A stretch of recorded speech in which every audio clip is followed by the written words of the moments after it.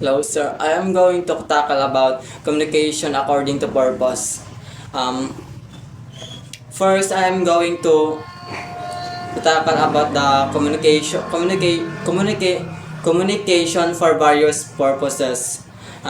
Communication various purposes, sir, is plays a vital role in our daily lives.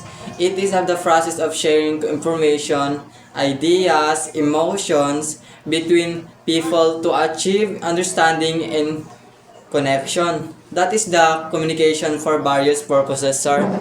And there's are five various communication purposes.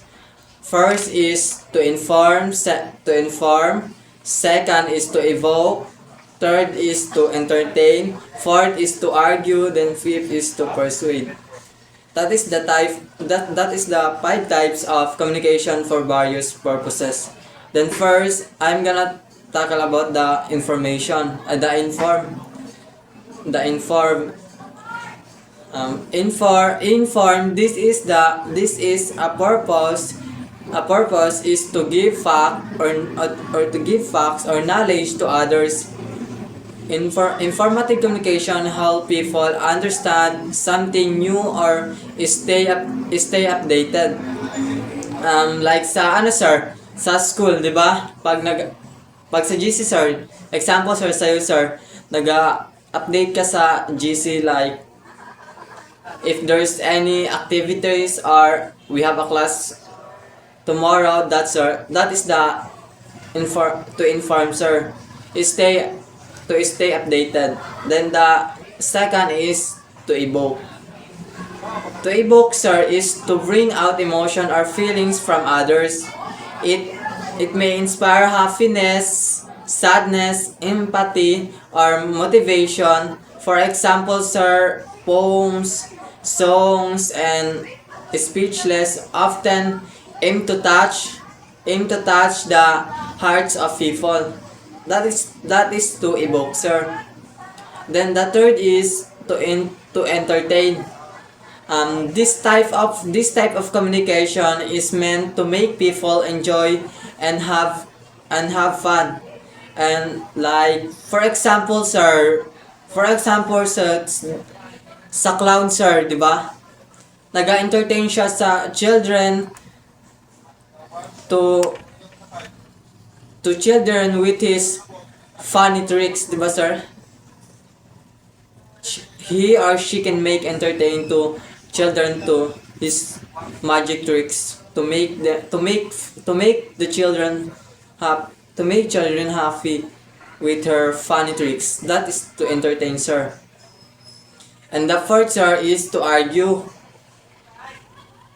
To argue, sir, is sometimes communication is used to present opinions and defend ideas. It involves reasoning and debate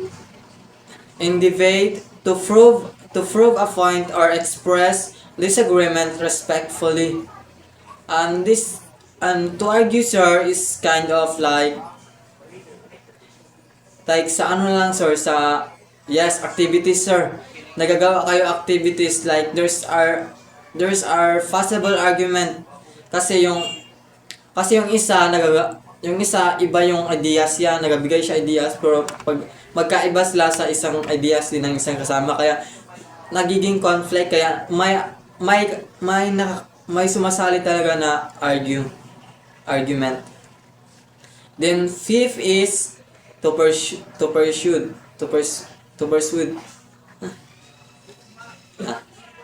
This is, sir, is this purpose focuses on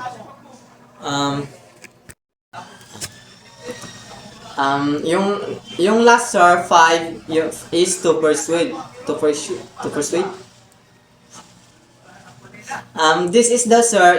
This is purpose to focus on convincing others to accept a certain ideas, belief, or actions. It is commonly used in advertisement or persuasive or speeches to influence opinions and decisions like sa ano sir? Yeah, sa advertisement sir sa TV, di ba? Like sa product sir.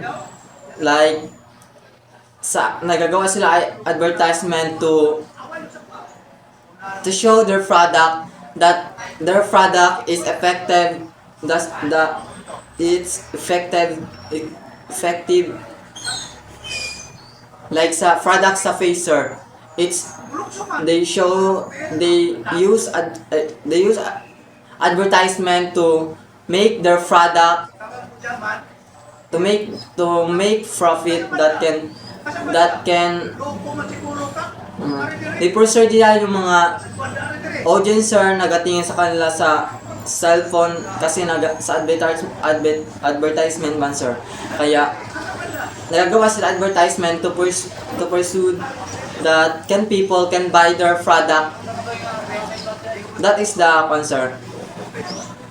Like pinapaganda nila yung product nila by doing advertisement, like pinipursue nila yung mga tao na mag-buy nito dahil this product is so effective to our face. Yun yung to persuade sir.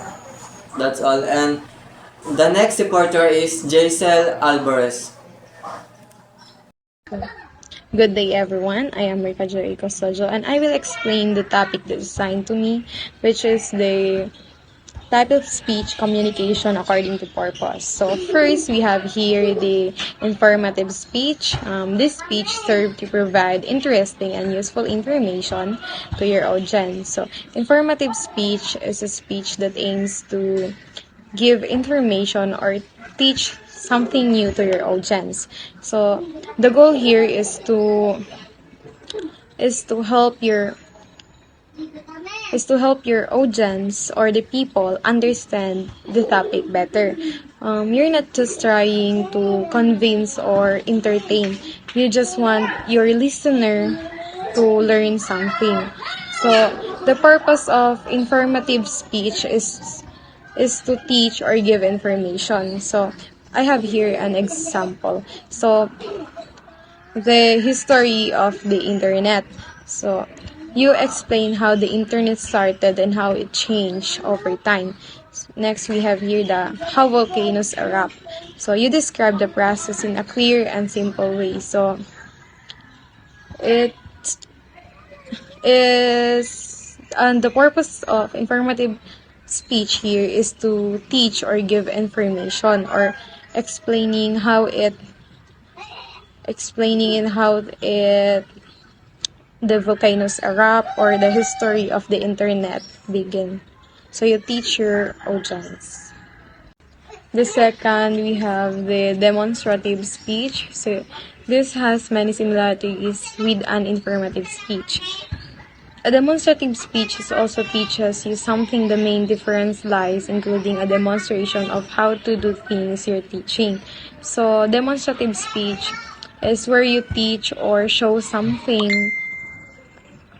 show how to do something. So it's like giving instructions step by step while demonstrating it. So in short, you teach plus show how to do something. So I have here an example, how to bake cupcakes. So you explain and also show the ingredients, how to mix them and how to bake them. So you are teaching or giving instruction step by step while you are demonstrated it. So this is the demonstrative speech.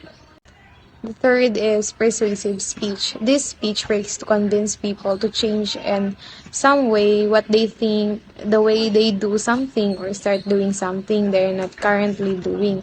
So when we talk about persuasive speech is you're trying to convince people to agree with your opinion or and to change their behavior. So in short, you're convinced or motivate people to believe or do something. So I have here an example. So why you should stop using plastic? So you're trying to convince people to use eco bag instead. So this is the persuasive speech. The fourth speech is entertaining speech. The after dinner speech is a typical example of an entertaining speech.